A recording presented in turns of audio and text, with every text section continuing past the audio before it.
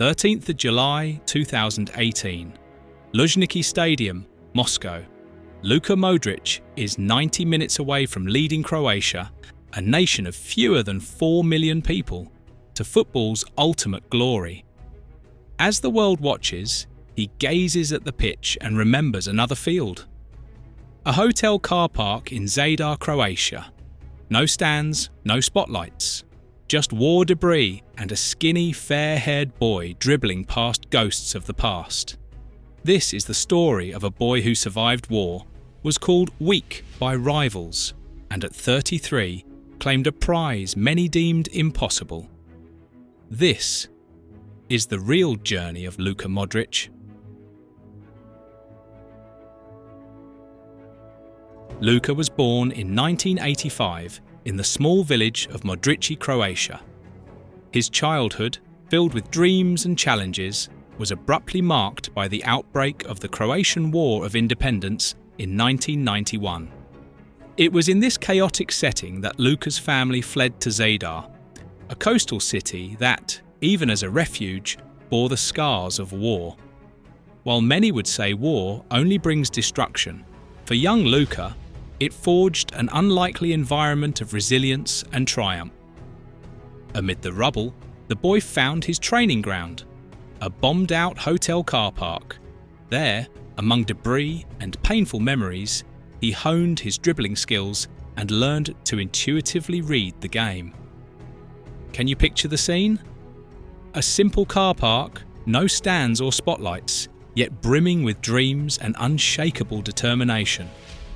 Despite his frail physique, standing around 1.5 meters tall and weighing less than 40 kilograms, Luka displayed singular talent. By age 10, he was turning heads in local teams, even as he faced rejection, like when he was overlooked by Hajduk Split, the region's biggest club. Yet, it was this very rejection that led to his discovery by a Dinamo Zagreb scout who looked beyond his small frame and recognized the boy's intelligence and extraordinary vision. Over time, Luka's talent became undeniable. At 16, he signed with Dinamo Zagreb, marking a crucial phase in his development. However, the path to the top was never easy. To gain experience and build his physique, Luka underwent pivotal loan spells.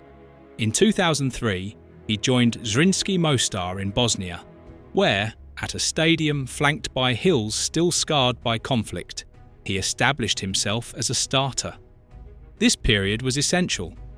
Beyond refining his skills, the young Modrić learned the value of daily effort and the importance of perseverance, even in adversity. In 2004, his journey continued with another loan, this time to Inter Zaprešić in Croatia. 18 matches and 4 goals later, it was clear this boy had much more to offer. It was during this time that Dinamo Zagreb, convinced of his potential, recalled him with the firm belief that Croatian football's future had a new name: Modrić.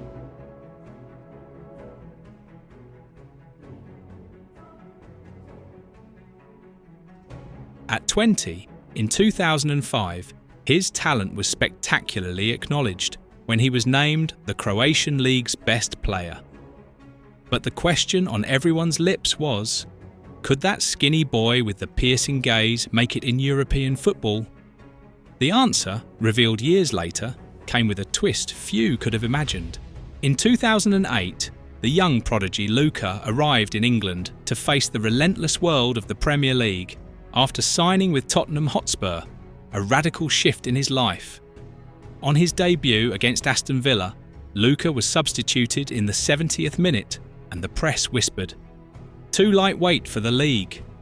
But as happens with those destined for greatness, his manager, Harry Redknapp, saw beyond the doubts and his physique. Redknapp, with a mentor's confidence, handed him the number 14 shirt and gave him the freedom to command the midfield. By 2010, recognition arrived. Luka was named Tottenham's Player of the Year. Fans began to realise that, despite criticism, his tactical intelligence and vision set him apart. Then, in 2011, in a memorable match against Liverpool, everything clicked. In a game that pushed limits, he orchestrated Tottenham's play, igniting Anfield, a stadium feared even by the most seasoned players. The spectacle Luka delivered in the Premier League echoed beyond England. With every precise pass and clever move, the question lingered. Is the boy who defied English scepticism ready for the grandest stage?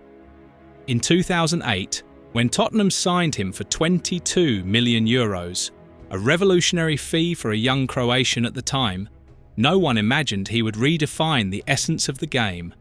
But Luka's journey was far from over in England. His Premier League exploits opened the door to a new challenge, Real Madrid. In a move that sparked surprise and even outrage among fans of the Spanish giants, the club paid €35 million for him, a sum many deemed too steep for a backup. Doubts swirled. Could a player once criticised in England thrive at one of the world's most demanding clubs? Upon arriving in Madrid, Luka faced fresh scepticism. The local press claimed, "Modrić isn't built for La Liga."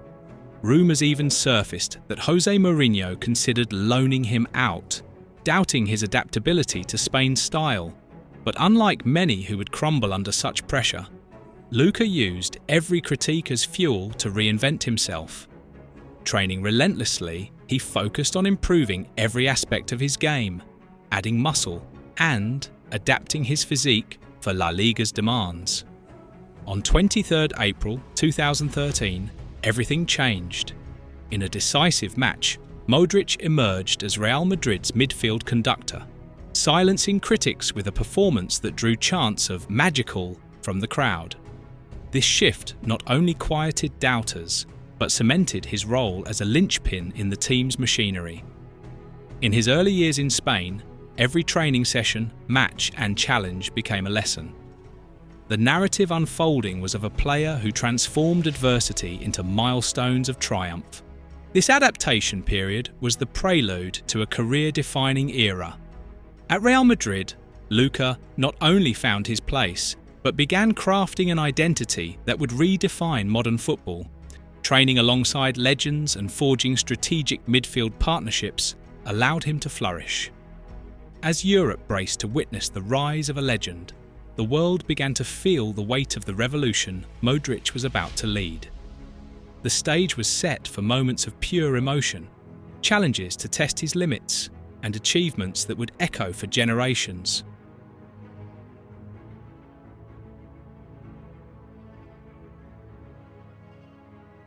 Over time, Modrić became part of football's deadliest midfield trio, alongside Toni Kroos and Casemiro. This partnership wasn't accidental, but the result of meticulous work where each understood and complemented the others. While opponents scrambled, the trio controlled the tempo with intelligence. Between 2016 and 2018, Modrić achieved near 90% pass accuracy in decisive Champions League matches, a feat that epitomised the confidence driving a team chasing perfection. Their synergy propelled Real Madrid to global dominance, securing titles that defined a new football era. Each victory celebrated collective triumph and the power of sweat, patience, and unrivaled talent. At the heart of it all was Luka, transforming obstacles into opportunities and making the impossible routine.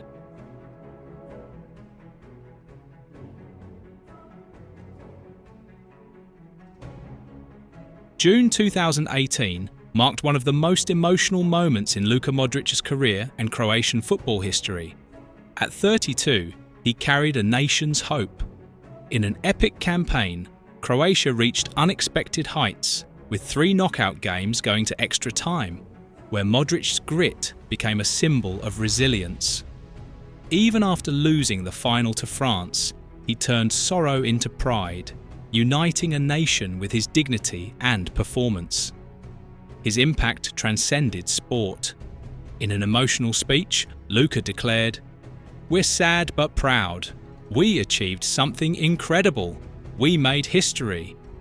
Months later, FIFA crowned his journey, naming him 2018's best player. a feat placing him among football's immortals and sealing his legacy with the coveted Ballon d'Or. In 2024, he broke the record as the oldest goalscorer in La Liga. But his greatest victory? Proving genius has no expiry date. He could have been a refugee forgotten by history. Instead, he became synonymous with resilience. Ask any Croat. Modrić isn't just a player. He's proof that even the harshest wars can have happy endings. So, do you agree Modrić is one of football's greatest midfielders? Comment. Which moment of his inspired you most? If you enjoyed this conductor's story, share the video, because legends like his deserve to be told.